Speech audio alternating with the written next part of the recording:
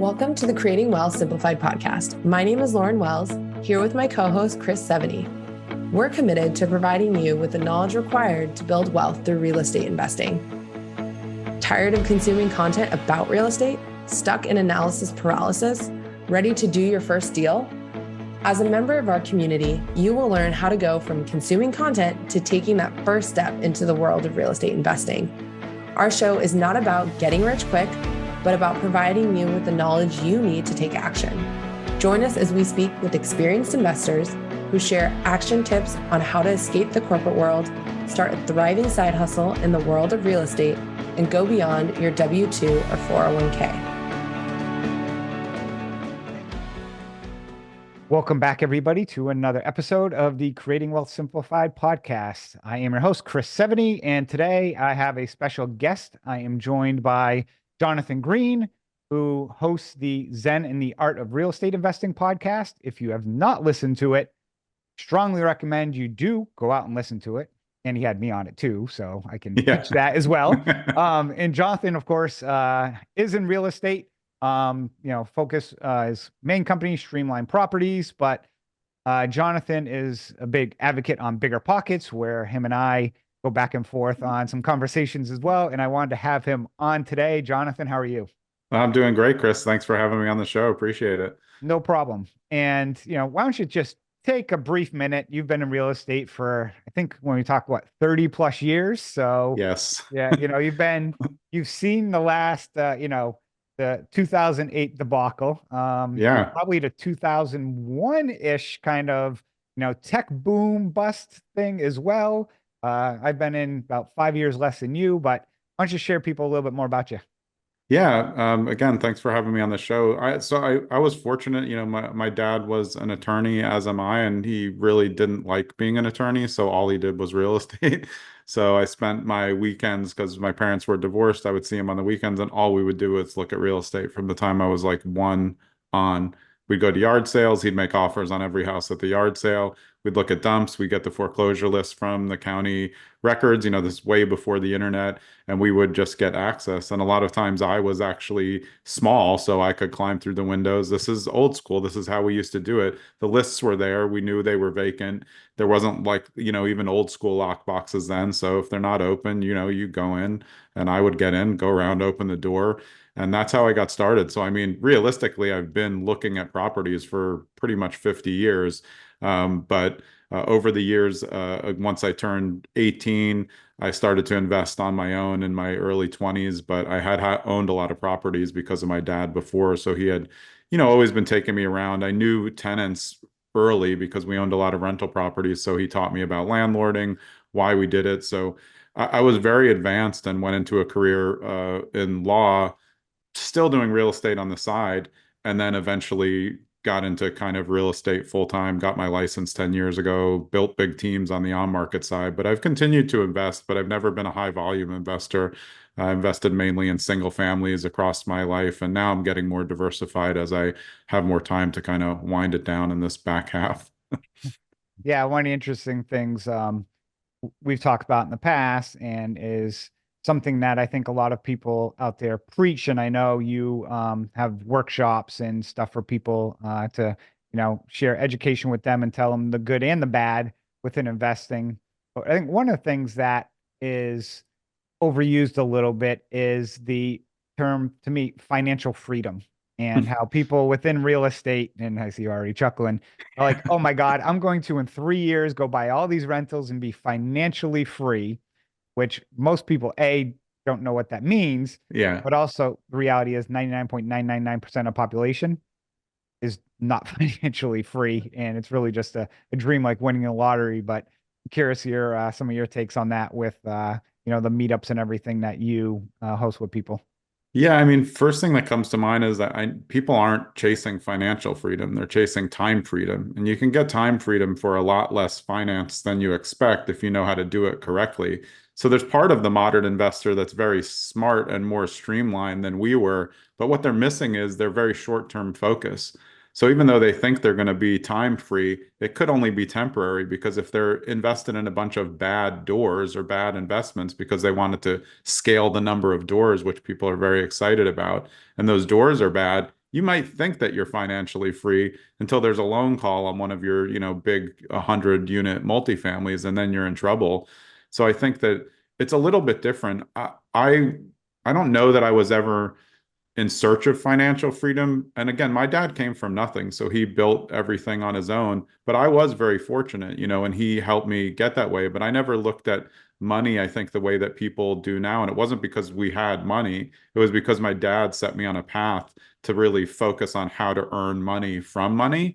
And I think now people are chasing all sorts of different things because of social media. So, as you were saying, when I think people are saying I want to be financially free, the first thing I think of is the FIRE movement and all of the like scams that went along with that. It's not real. It's more like a social media frenzy. And I think people have forgotten, to dig into old school techniques that you and I both know about. I mean, there's people who still read Rich Dad Poor Dad now and get motivated. I don't know that I would follow what Bob Kiyosaki's saying right now, but when you read that book, you're like, okay, this is doable, but it's about how you're going to do it and really the why behind it. Yeah. And I think for me, one thing that similar FIRE for people listening, financially independent, retire early. I viewed it as COVID, I think, was a big factor in that because everyone's working from home. Mm-hmm. Government gave everyone money, and the All In podcast, who I listened to, actually just had a good conversation about kind of UBI, basically giving people certain money, and they Yeah. kind of used COVID as example of when that happened. All you did is create bubbles of people buying NFTs and Bitcoin and everything else, and people are not good with their money because everyone wants that instant fame. And I think the FIRE movement got people because of inflation. Real estate popped so high that's like, oh, you need to get into real estate. And similar is, I have a business and I run my business. Do I want to make money? Yes, but I don't do it for the money. Yeah. I could go back out and get a W-2 job and make, more money than probably what I'm doing right now, managing my business as I get it running. But, it's interesting that society, and we talked about this in the past, everyone wants that get rich quick scheme. And, my podcast is Creating Wealth Simplified. It doesn't say it's simple. I try and simplify it for what you should be doing. And one of those is thinking long-term, not 12 months or 24 months, thinking 12 or 24 years down the line. Yeah. And one last thing I'll add about you mentioned is like the number of doors. I'd rather have one door that's doing really, really well in Right. a nice area than 5 doors in, that probably costs the same as that one in a place that, I wouldn't walk around at night. And people get so, they're like fishermen. It's like, how many fish did you catch? It's like, how many doors you have? And people bragging about, like how many doors they have. People I know who have the most doors, you have no idea how many doors they have. Yeah. I agree. And I think people used to ask me, how many doors I had. I was like, I don't know. I mean, what are you qualifying as a door? If I own 10% of something, I only own 1/10 of each door. So Mhm. are you doing the math on that? It just it didn't make sense. My dad was an asset hunter, and that's what I call myself, an asset hunter. I like a lot of different things, but I'm always judging the asset. I don't crunch spreadsheets too complicated. Obviously, for flips, I run a spreadsheet, and if I'm looking at syndications, someone's done the spreadsheet for me. Mhm. So I'm just looking at, is this a strong asset to add to my portfolio, just like I would look at for stocks? And I kind of look at everything, startups, things like that. But I think it all boils down to what you started that part with, which is short-term thinking. And I really do think that probably about 50% of the people who are in search of financial freedom are just lazy. No offense, but like that's what they're after. They're after something easier. But like you're not usually going to get rich if it's easy. It's just not that easy. You can win the lottery. Hey, guess what? 50% of lottery winners are out of money in a year and go bankrupt. So it's not the money, it's how you make the money, how you keep the money. And it's not even really about how you save money. I do think I wouldn't say my dad was frugal. People called them cheap, but he liked houses and cars, but then he would get his pants at Caldor. That's his thing. I didn't want to get my pants at Caldor. I like to get other stuff at Caldor, but that was just his thing. But like, there's a lot of advice out there that would say maybe to get your first property, it works to never go to Starbucks and make your own coffee, but you're not going to get rich by not going to Starbucks. You're just going to save money and you maybe have a little bit more for your first investment. But if you do that your whole life, that doesn't get you rich. Compound interests and compound mechanics get you rich. And you can only get that from appreciation and buying things and trading them along the way, just like we have. And you got to take some losses along the way. I mean, hopefully not big ones, but that's how you learn. First Caldor, that's a blast from the past. I love that place. That's where I Yeah, got I all my was gonna say, toys, man. well, Leechmere as well. Leechmere was good. I liked Leechmere. Leechmere was my favorite. I asked probably half my team today if they've ever heard of Caldor or Leechmere. They all look at me like I have six heads. Yeah, yeah. But no, you mentioned that, and I think part of the problem too is, whether it's, social media, everyone's always posting, oh, I made this much on a meme stock. I made this much on a real estate deal. I'm arbitraging rentals. I'm doing this. And interesting story I'll share is over the last month, I've been cleaning up my CRM database. And I hadn't done it in probably I'm guessing like 3-4 years. Yeah. And going back, and I have contacts from, we primarily invest in notes, and I have conferences from 2018 to 2022. And I had, call it 2,000 names. And I just send people out an email, hey, just checking in, clean up my database, see if you're still interested in the space. Yeah. Okay. More than 25% of those emails got kicked back, meaning they're already gone. And my response rate is under 10%. And what that shows me too is I don't disagree where I think a lot of people who chase certain things are lazy and they're trying to get rich quick. But also a lot of people will just go and they don't know what they want to do. So they're just like, I'm going to try this. I'm going to try this. I'm going to try this. Yeah. And never really focus on or try and learn what they're good at. But then they're just going out and spending $1,000 here, $1,000 there on all these different courses, thinking one of them is going to bring them the Holy Grail. Yeah, but you know what they do? They keep buying new courses because they think the courses are going to do the work for them, and that's not how it works. They're expecting this, DIY thing to just pop and all of a sudden make money, and that's the problem. Look, there's a lot of gurus out there. Of course, we've talked about this. We talk about it on Bigger Pockets, but I still submit to almost anybody that any class that you pay for or mentorship or coaching program, the materials are going to be at least decent. And if you just do what they say and meet the other people in that thing, even if you overpaid for it and you don't think it's worth it, you can make it worth it. The reason why people fail in coaching and mastermind is because of user error. It goes back to them being lazy. They thought if they spent 50,000 for Fortune Builders, that Fortune Builders was going to walk them through the Holy Grail and they would do a flip for them. It doesn't work like that. Everybody who's gone through masterminds will tell you, all the relationships are in there. They don't talk to the person who ran the mastermind anymore. They talk to the 10 people who also paid $10,000 because they had skin in the game, and those people are doing deals together. So I think it's really built all around the same thing. Like you said, social media looks attractive. People are talking about things. People are getting baited into buying things. And look, some people are good salespeople. I've bought courses or masterminds and not finished them, but I don't blame it on them. I blame it on me. Or I tell them, hey, this isn't for me. I don't like people that much. So sitting around on a Zoom call if I'm not running it is not really, I find that I'm not going to learn that much. But, somebody else can. You have to build the relationships outside because you've been in it a long time. So we both know it's about relationships. The more relationships that you have, the less quote work you have to do to get deals because you're always working on deals because you're building relationships. Yeah, no, 100% agree. And perfect example is I took a course recently on some LinkedIn stuff and I have not done a thing with it. So am I upset that I paid, a few $100 for this course? I'm more upset that I paid for the course and I haven't done anything with it because the intent was to do it. It's very similar.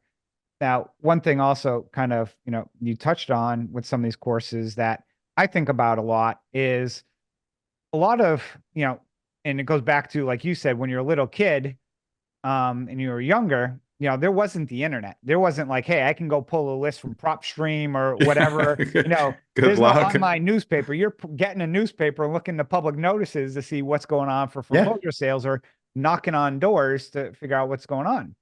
Today, there's so much information on the internet, and it's good and bad. And I say that because people who hustled had a competitive advantage back then. I still believe today they do, because even though people will subscribe to PropStream, or I'm just using PropStream because we use it, they'll go pull and they'll do a mailing to everybody, and they'll do one mailing. And it's like, oh, I spent $100 or $200 or 500 or $1,000.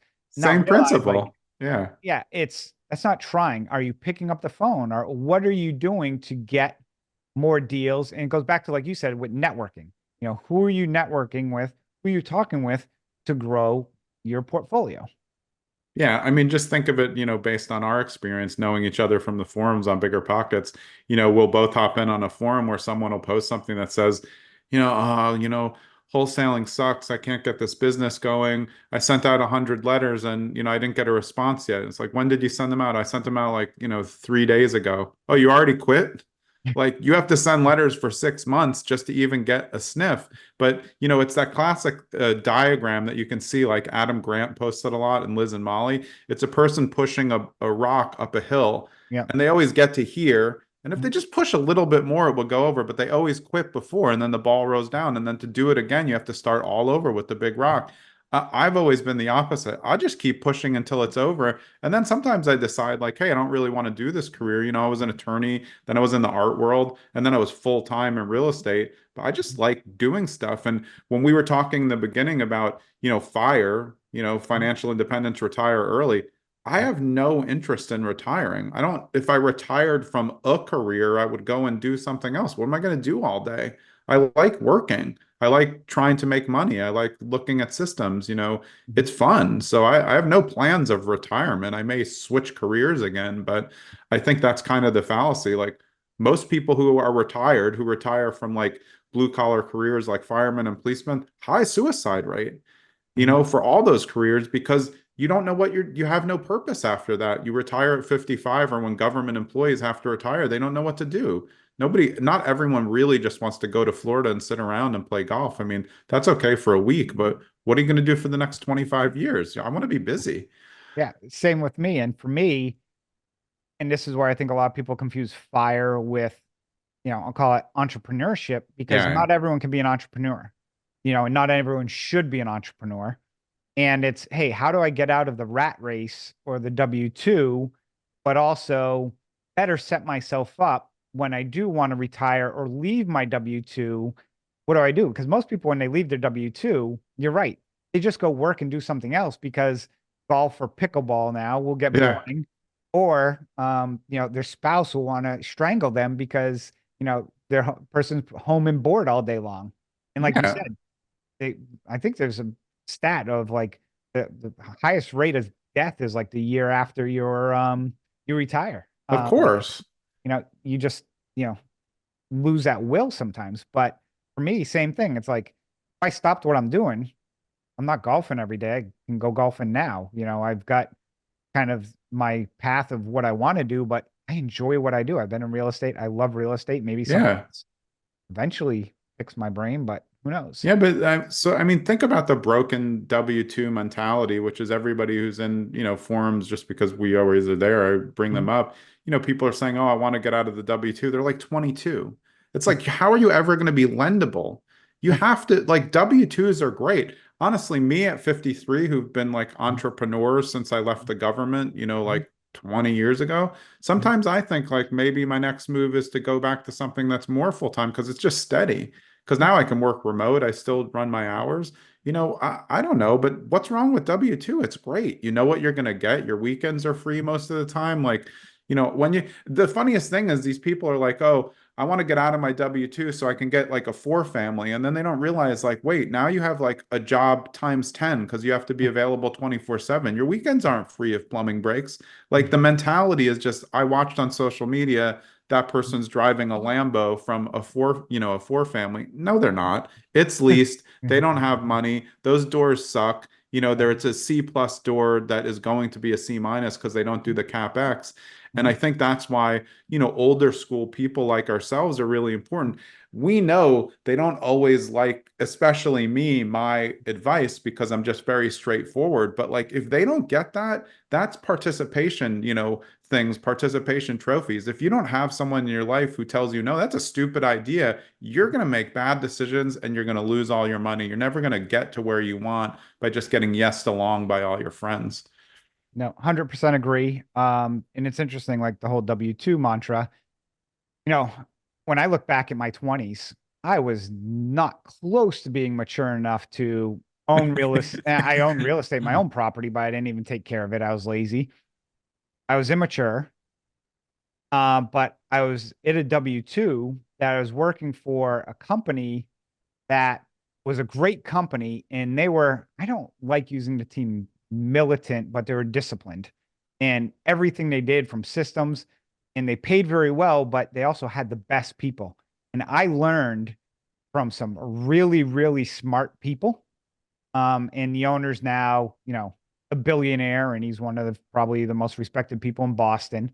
When I was up there, and when I came down to DC area, I worked for a local real estate developer who's one of the most respected townhome and single family developers in the area. And I was doing multifamily, and I started working for a family office who, again, owned a lot of real estate and had a great reputation.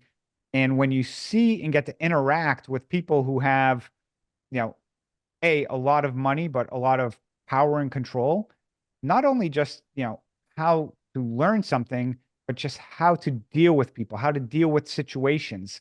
You can't learn that at 22 on your own. There was one company I did work for in between that everyone had been in the company for 25 years.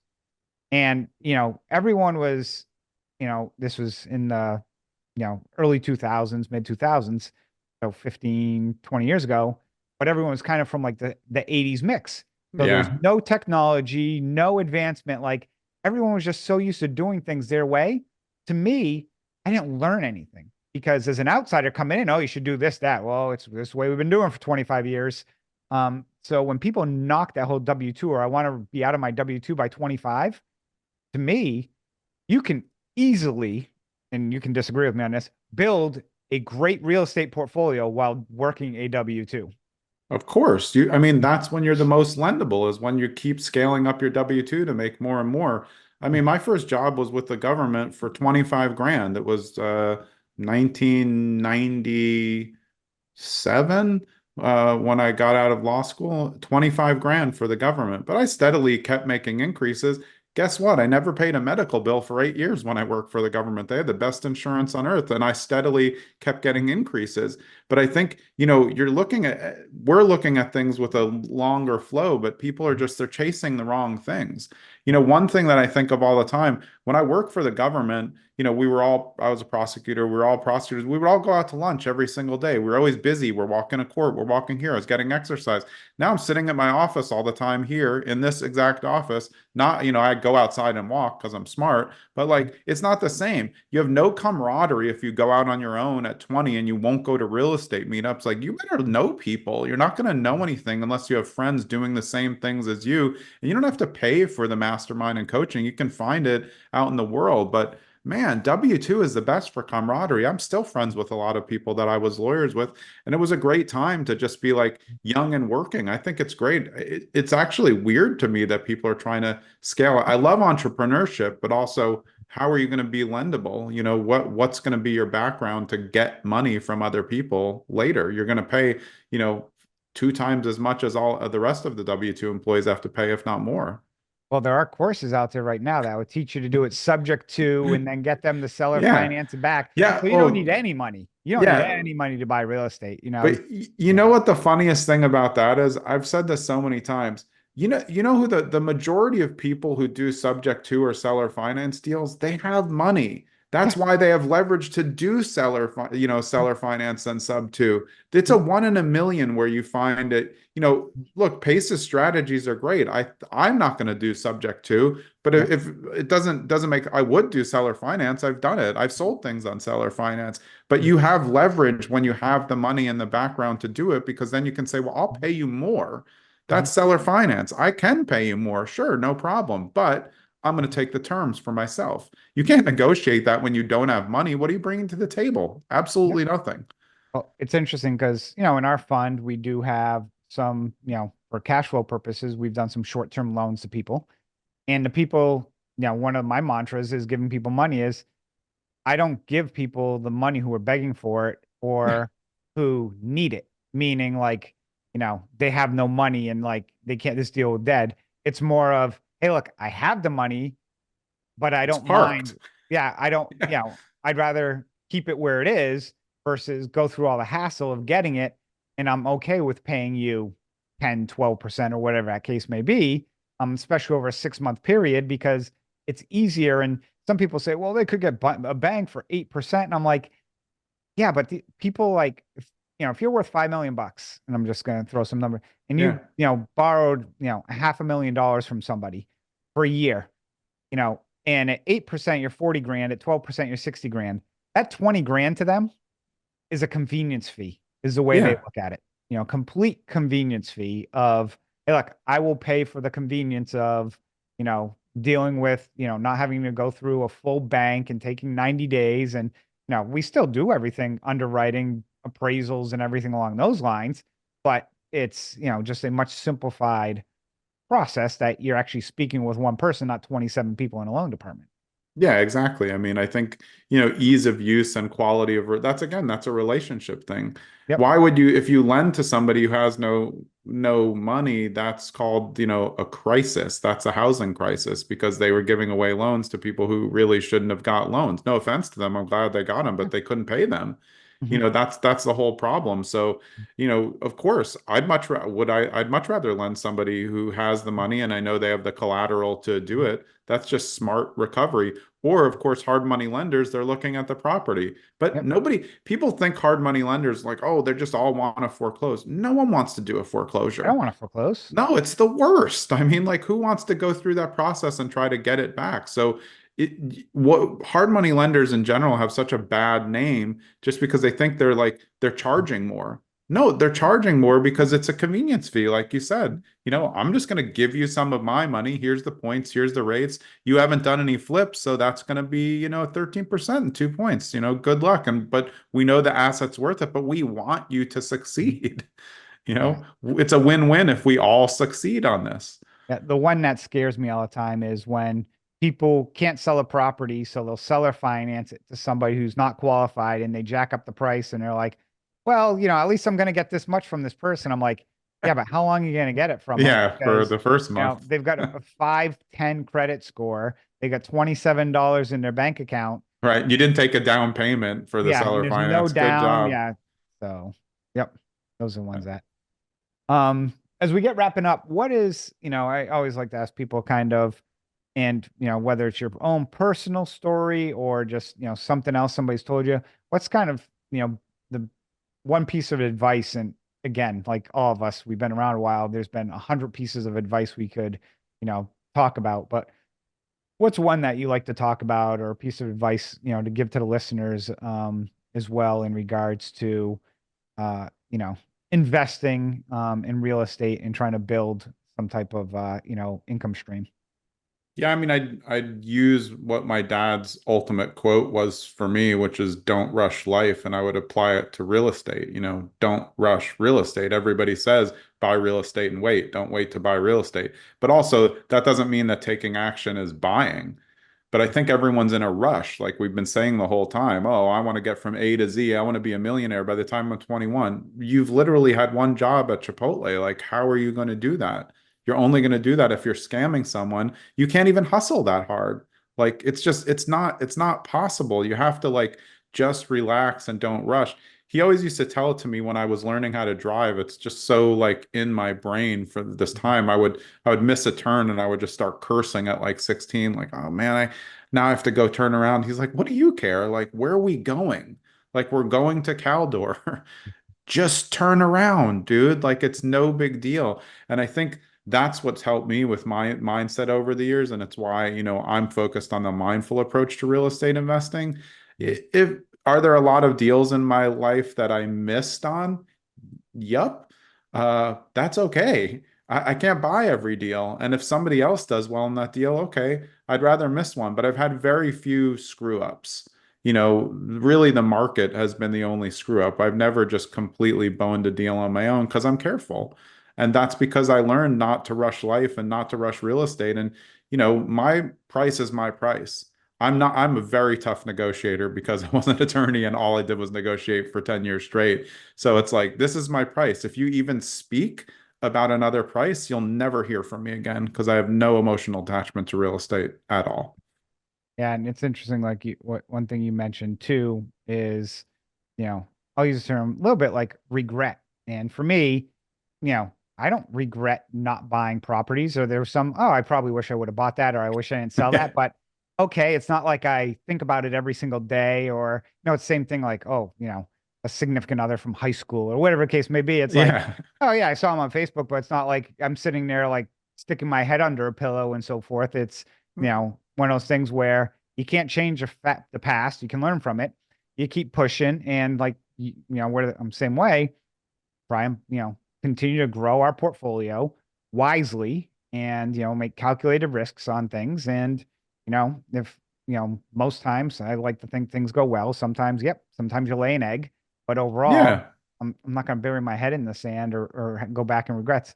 I see a lot of people like, oh, I wish I did this. I wish I did that. And I'm like, stop worrying about all that stuff. It doesn't matter. Yeah, it's not going to change anything. I think it helped me to focus on, I've become, I think I always was self-aware, but I've come uniquely self-aware. I know what I'm good at. I know what I'm not good at. I know what I like. I know what I'm comfortable with. Mhm. I'm going to focus on that. But yeah, regret will kill you. I mean, what are you going to do now? There's nothing, one deal, like who cares? Yeah, there's an apartment in Brooklyn that I was renting when I moved back from Florida. I really should have bought it. But like I had a lot of balls in the air at the time because it was 2009 and Mhm. I was getting crushed on two properties in Florida because the economy played games with me. And I'm fortunate I knew what I was doing. So I had a good portfolio that could withstand, getting buried on a couple. But yeah, I mean, I think to be a good real estate investor, and to be careful with what you want to build is just meeting a lot of people, learning what they did. And, we can have this discussion so it can help somebody that maybe we'll never meet not step in the same potholes that we did. And if that helps one person, like this episode's a win, talking to you is a win because, we're friends now, but we were friends in the forums for 10 years. But, stop. If I would tell people like, stop watching social media so much as a learning tool and think of it as entertainment and learning in a bubble. I follow the people who I know are bringing real information. Other than that, I ignore the algorithm. I just scroll through and find what I find. But it's tough out there. I was talking with my son this morning. I can't blame people for not knowing what to trust out there because it's just Ah, impossible. But podcasts are a great way to learn because if two people can sit down and talk for 30 minutes to 60 minutes, they know what they're talking about. There's no breaks. We're not re-recording anything. People understand. And if people aren't going to show up ever and you've never seen them on a podcast or they can't talk for that long, they're probably BSing you about what they know. yeah. Well, Jonathan, as we wrap up this episode, how can people reach out to you? Well, I'd love for them to listen to my podcast, as you said, which is Then in the Art of Real Estate Investing. That's pretty easy to find. My handle everywhere is Trust Green with an E at the end. I'm pretty easy to find on social. I'm not someone who says like, we'll give out my number. I haven't answered my phone in 5 years because it never stops ringing from people I don't know. So I'm easy to find for email on my sites. Trust Green is my hub site. So yeah, I appreciate being on. And it's good to talk to you again. And I always have fun with you in the forums. We've been in those forums answering questions for people for 10 years. Hopefully it helps them, but if not, nothing we can do Well, about it. and I think one of the things that, we both have, a reputation for, good or bad or indifferent is we're honest with people. It's one of those things where, I was in a forum just yesterday and someone's like, my HOA just banned short-term rentals. Like, what should I do? I'm like, follow the rules. And other people are like, do this, scam them, sue them, do this. And I'm like, why? You're going to lose, it might make you feel better by doing all this stuff, but it's like, you know what? Accept the defeat, see if there's a grandfather, Right. move on, focus on what can you do to get into a long-term rental, not how can I try and screw over an HOA, because a lot of these HOAs, a lot of these board presidents, and if you're a board president, I apologize. I was on a board in an HOA in past. They've got nothing better to do Yep. than, try and figure out who's trying to skirt the system. Yeah, your job is to stay ahead of the game and adapt Yep. to it as quick as possible. And like that is short-term rentals now. Yep. When you see the regulations coming, pivot early. So you're the first Yep. one to be at 30-day stay, or just know that you're first. Like you said, be the first one to get grandfathered in. See if there's permits. Make sure that you're filing, when they start to do hotel taxes, be the first person, because then they're going to love you. Yeah. And that's what you have to do when you're dealing with, cities. Yeah. Don't mess with cities. I've gotten red cards on flips before. You just have to play nice even when you don't want to. Yep, exactly. So, well, thanks, Jonathan, for coming on today. Thank you, everyone, for listening to this episode of Creating Wealth Simplified podcast. And as always, make sure to leave us a like or review on your favorite listening station. So thank you all. Take care. Thanks, Chris.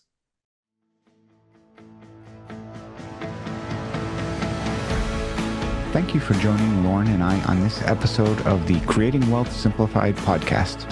Each week, we bring you expert education, experience, and information in a digestible format to help you identify investment opportunities so you can build wealth through real estate and take action toward your financial goals.